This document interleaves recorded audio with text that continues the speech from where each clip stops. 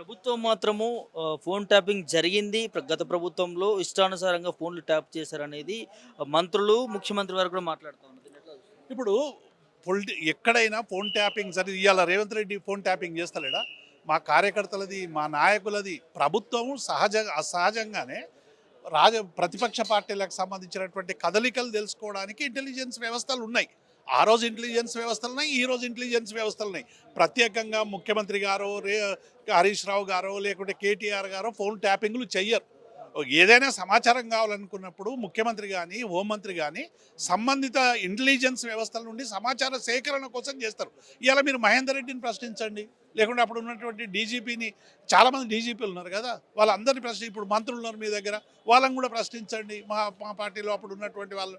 ఇది కేవలం హరీష్ రావు గారి మీద చేసేటువంటి ఈ దుర్మార్గమైనటువంటి కుట్ర ఏంటంటే, హరీష్ రావు గారు నిరంతరం 104, 108 లాగా తెలంగాణ ప్రజల కష్టాలు కన్నీళ్ళు ఎక్కడుంటే అక్కడ పోయి వాలుతున్నాడు, అడుగుతున్నాడు, నిలదీస్తున్నాడు.